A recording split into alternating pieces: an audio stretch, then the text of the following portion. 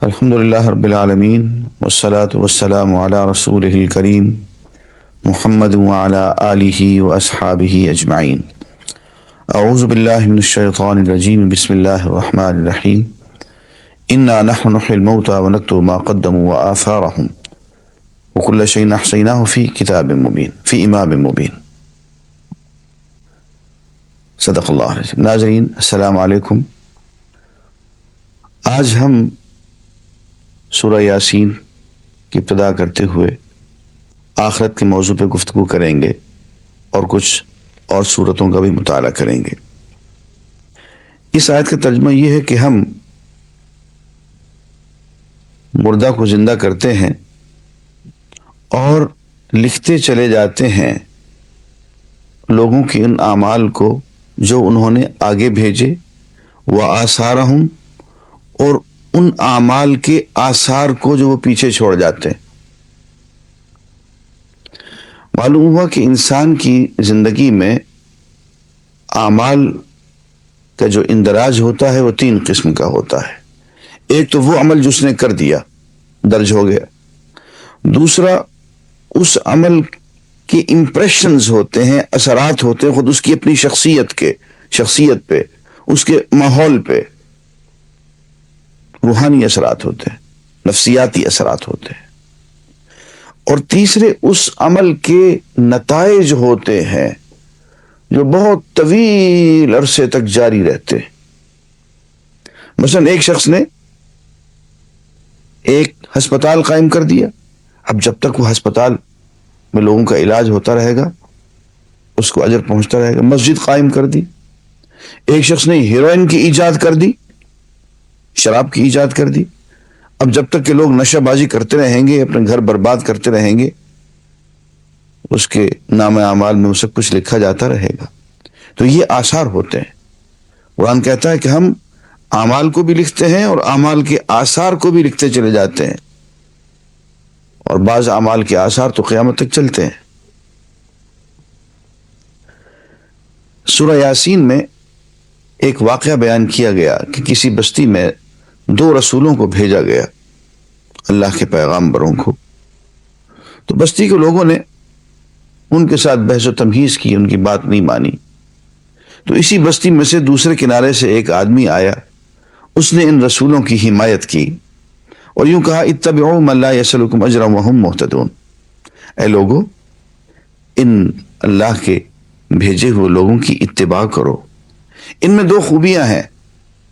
پہلی بات تو یہ ہے کہ لا یسألکم اجرا، کسی دنیا کی طلب نہیں ہے، تم سے کوئی اجر نہیں مانگتے، اپنی تبلیغ کی کوئی مزدوری تم سے نہیں مانگتے. اور دوسری بات یہ وہم مہتدون، اور خود ہدایت یافتہ لوگ ہیں، ہدایت کی طرف بلاتے ہیں اور اس ہدایت پہ مخلصانہ طور پہ خود عمل کرتے ہیں. معلوم ہوا کہ ایک صحیح مبلغ اور داعی میں 2 بنیادی صفات ہونی چاہیے. ایک تو وہ بے غرضی سے بغیر کسی مزدوری اور اجر کی لالچ کے دین کا کام کرتا چلا جائے. دوسرا یہ کہ جو جس دعوت کی طرف وہ بلا رہا ہے، جس ہدایت کی طرف اوروں کو بلا رہا ہے، اس پہ خود بھی عمل کرنے والا. اچھا جی، واقع یہ ہوا کہ بستی کے لوگوں نے اس شخص کو قتل کر دیا. قیل ادخل الجنہ، اس سے کہا گیا جنت میں سیدھے داخل ہو جاؤ. قال یا لیت قومی یعلمون بما غفر لی ربی وجعلنی من المکرمین. کہتا ہے کاش میری قوم کے لوگ جنہوں نے ابھی ابھی مجھے قتل کیا ہے وہ جانتے تو صحیح کہ اللہ نے مجھے کس طرح سے بخش دیا ہے اور مجھے عزت والوں میں شامل کر دیا ہے. ناظرین، اس آیت سے یہ معلوم ہوا کہ ادھر وہ آدمی شہید ہوا، ادھر سیدھا جنت میں چلا گیا، اور اس کی قبر جو ہے وہ جنت کا ٹکڑا بنا دی گئی. معلوم ہوا کہ حیات برزخ قرآن سے ثابت ہے، اور جو حضور نے فرمایا کہ القبر روضۃ من ریاض الجنہ اور حفرۃ من حفر النار، یہ قبر جو ہے یا تو جنت کے باغوں میں سے ایک باغ ہوتا ہے اور یا دوزخ کے گڑھوں میں سے ایک گڑھا ہوتا ہے. دیکھیے آل فرعون کے بارے میں کہا گیا کہ وہ آگ پہ صبح شام ان کو لایا جاتا ہے، النار یعرضون علیہا. تو برزخ کی زندگی اس آیت سے ثابت ہوتی ہے کہ ادھر مرا ادھر سیدھا جنت میں چلا گیا۔ اس کے بعد آخرت کا جو نقشہ قرآن مجید میں بنتا ہے وہ ہم ذرا کچھ آیات سے میں ان کا تلاوت کروں گا۔ سورہ زمر میں ارشاد ہے، زمین اپنے رب کے نور سے چمک اٹھے گی، کتاب اعمال لا کر رکھ دی جائے گی، انبیاء اور تمام گواہ حاضر کر دیے جائیں گے، لوگوں کے درمیان ٹھیک ٹھیک حق کے ساتھ فیصلہ کر دیا جائے گا اور ان پر کوئی ظلم نہ ہوگا۔ اس کے بعد سورہ المؤمن میں ارشاد گرامی ہے، وہ بلند درجوں والا مالک عرش ہے، اپنے بندوں میں سے جس پر چاہتا ہے اپنے حکم سے روح نازل کر دیتا ہے تاکہ وہ ملاقات کے دن سے خبردار کر دے، وہ دن جبکہ سب لوگ بے پردہ ہوں گے، اللہ سے ان کی کوئی بات بھی چھپی ہوئی نہ ہوگی۔ اس روز پکار کر پوچھا جائے گا، آج بادشاہی کس کی ہے؟ سارا عالم پکار اٹھے گا، اللہ واحد قہار کی۔ کہا جائے گا، آج ہر متنفس کو اس کمائی کا بدلہ دیا جائے گا جو اس نے کی تھی، آج کسی پر کوئی ظلم نہ ہوگا اور اللہ حساب لینے میں بہت تیز ہے۔ اے نبی، ڈرا دو ان لوگوں کو اس دن سے جو قریب آ لگا ہے، جب کلیجے منہ کو آ رہے ہوں گے اور لوگ چپ چاپ غم کے گھونٹ پیے کھڑے ہوں گے۔ ظالموں کا نہ کوئی مشفق دوست ہوگا اور نہ کوئی شفیع جس کی بات مانی جائے۔ اللہ نگاہوں کی چوری تک سے واقف ہے اور وہ راز تک جانتا ہے جو سینوں نے چھپا رکھے ہیں، اور اللہ ٹھیک ٹھیک بے لاگ فیصلہ کرے گا۔ رہے وہ جن کو یہ مشرکین اللہ کو چھوڑ کر پکارتے ہیں، وہ کسی چیز کا بھی فیصلہ کرنے والے نہیں ہیں، بلا شبہ اللہ ہی سب کچھ سننے اور دیکھنے والا ہے۔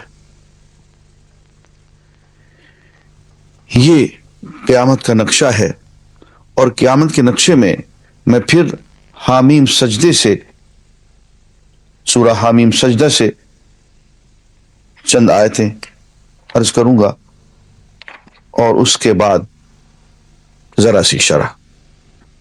ارشاد گرامی ہے، اور ذرا اس وقت کا خیال کرو جب اللہ کے یہ دشمن دوزخ کی طرف جانے کے لیے گھیر لائے جائیں گے، ان کے اگلوں کو پچھلوں کے آنے تک روک رکھا جائے گا، پھر جب سب وہاں پہنچ جائیں گے تو ان کے کان اور ان کی آنکھیں اور ان کے جسم کی کھالیں ان پر گواہی دیں گی کہ وہ دنیا میں کیا کچھ کرتے رہے ہیں۔ وہ اپنے جسم کی کھالوں سے کہیں گے، تم نے ہمارے خلاف کیوں گواہی دی؟ وہ جواب دیں گی، ہمیں اسی خدا نے گویائی دی ہے، بولنے کی طاقت دی ہے، جس نے ہر چیز کو گویا کر دیا ہے۔ اسی نے تم کو پہلی مرتبہ پیدا کیا تھا اور اب اسی کی طرف تم واپس لائے جا رہے ہو۔ ناظرین، اس آیت سے ایک تو یہ پتہ چلا کہ یہ برزخ کا عالم بھی جسمانی ہوگا، اور یہ آخرت کا عالم جس میں کہ ہماری ہاتھ، ہمارے پاؤں، ہماری آنکھیں، ہمارے کان، ہمارے اعضاء و جوارح، ہماری کھالیں ہمارے خلاف گواہی دیں گی، معلوم ہوا کہ یہ بھی مادی اور جسمانی عالم ہوگا۔ ان لوگوں کا خیال غلط ہے جو سمجھتے ہیں کہ یہ خواب ہی خواب ہوگا یا محض کوئی روحانی کیفیت ہوگی، ایسا نہیں ہے۔ اور دوسری بات جو کہ بہت ہی اندوہناک ہے اور جس سے کم از کم میں تو دل برداشتہ ہو رہا ہوں، وہ یہ کہ یہ ہمارے ہاتھ اور پاؤں اور یہ آنکھیں اور یہ کان اور یہ سب کے سب یہ تو جاسوس نکلے، یہ تو پرائے اور بیگانے نکلے۔ یہ نفس جی اپنا سیلف، اپنی جان، یہ تو چور نکلا، ففتھ کالمنسٹ نکلا، یہ تو ہمیں ٹنگڑی اڑا کے جہنم میں گرانے والا ہے۔ کوئی بھی اپنا نہ نکلا، سب بیگانے۔ اولاد و ازواج کے بارے میں کہا کہ وہ فتنہ، اموال و جائیداد وہ فتنہ، اور پھر حد یہ ہے کہ یہ فرمایا کہ وہ اللہ جس نے کہ ہر چیز کو گویا کر دیا ہے، انطق کل شیء، ہر چیز کو بولنے کی طاقت دے دی. معلوم ہے یہ میری اینک جو ہے یہ اس دن یہ بھی بول رہی ہوگی کہ میں نے اس اینک سے کیا پڑھا اور کیا دیکھا. ہر وہ چیز، زمین کا وہ ٹکڑا جہاں مجھ سے گناہ صادر ہو گیا وہ میرے خلاف گواہی دیتا پھرے گا. میرا یہ قلم کہ میں نے اس قلم سے کہاں کہاں کیا کیا لکھا، کس کے خلاف کہاں سچا فیصلہ لکھا، کہاں غلط لکھا. اس قلم کے ذریعے میں نے دین کی کیا خدمت کی اور میں نے اپنی جان پہ اور دوسروں پہ کیا کیا ظلم کیا، یہ قلم میرے خلاف بولتا رہے گا. اللہ ہر چیز کو بولنے کی طاقت دے دے گا. تو یہ سب بیگانے نکلے، یہ سب پرائے نکلے، تو پھر اپنا کون ہے؟ اپنا تو اپنا نفس بھی نہیں ہے، اپنی جان بھی نہیں ہے، وہ دھوکہ ہے، فریب ہے. پھر اپنا کون ہے؟ اپنے آپ سے بھی زیادہ اپنا جو ہے وہ تو صرف اللہ ہے. لا الہ الا اللہ، سوائے اللہ کے اور کوئی اپنا نہیں ہے. لا الہ الا اللہ، سوائے اللہ کے کوئی اور نہیں ہے جس کو ہم اپنا سمجھیں اور اپنا معبود ٹھہرائیں، اور اپنی جان بھی، اپنے جذبات بھی، اپنی چاہتیں بھی، الفتیں، محبتیں، جذبات کی پوری دنیا جس پہ ہم لٹا دیں وہ سوائے اللہ کے اور تو کوئی نہیں ہے. یہ تو سارے کے سارے جاسوس ہیں، سارے دشمن ہیں ہمارے. نہ جانے ہمارے خلاف وہ باتیں، ہمارے وہ گناہ جن کو ہم بھی بھول چکے ہیں، یہ وہاں اگل دیں گے. تو کسی چیز پہ کوئی بھروسہ نہیں ہے، صرف اللہ پہ بھروسہ ہے. وَإِن تَوَلَّوْا فَقُلْ حَسْبِيَ اللَّهُ لَا إِلَٰهَ إِلَّا هُوَ عَلَيْهِ تَوَكَّلْتُ وَهُوَ رَبُّ الْعَرْشِ الْعَظِيمِ. آگے آخرت کے بارے میں اللہ تعالی ایک دلیل ارشاد فرماتے ہیں کہ تم دیکھتے نہیں ہو کہ زمین مردہ ہوتی ہے، ہم اس پہ پانی برساتے ہیں، مہ برساتے ہیں. زمین زندہ ہو جاتی ہے، اس میں سے پتنگے نکلنے لگتے ہیں اور جاندار نکلتے ہیں. یہی زمین جو مردہ تھی زندہ ہو گئی. فرمایا اسی طریقے سے ہم تمہیں بھی زندہ کر دیں گے. ارشاد گرامی ہے، اور اللہ کی نشانیوں میں سے ایک یہ ہے کہ تم دیکھتے ہو زمین سونی پڑی ہوئی ہے، پھر جو ہی کہ ہم نے اس پر پانی برسایا یکایک وہ پھبک اٹھتی ہے اور پھول جاتی ہے. یقیناً جو خدا اس مری ہوئی زمین کو جلا اٹھاتا ہے وہ مردوں کو بھی زندگی بخشنے والا ہے. یقیناً وہ ہر چیز پر قدرت رکھتا ہے. جو لوگ، اور آگے فرمایا مگر حقیقت یہ ہے کہ جو لوگ ہماری آیات کو الٹے معنی پہناتے ہیں وہ ہم سے کچھ چھپے ہوئے نہیں ہیں. یہ دلیل دینے کے بعد آگے اللہ تعالی آخرت کے بارے میں ایک اور دلیل ارشاد فرماتے ہیں، اور وہ یہ دلیل ہے، یہ سورہ ذاریات میں ہے آگے چل کے، وَمِن كُلِّ شَيْءٍ خَلَقْنَا زَوْجَيْنِ لَعَلَّكُمْ تَذَكَّرُونَ. ہم نے ہر چیز کو جوڑا جوڑا بنایا. ناظرین، یہ اس دور کی سائنس نے تحقیق کر کے بتایا ہے کہ دنیا کی ہر چیز جو وہ جوڑا جوڑا ہے. حتیٰ کہ آگے آپ ایٹم کو بھی جب کاٹتے ہیں، مزید تحلیل کرتے ہیں، تو اس میں بھی آپ کو برق پارے الیکٹران اور پروٹون ملتے ہیں، جوڑا جوڑا ہیں.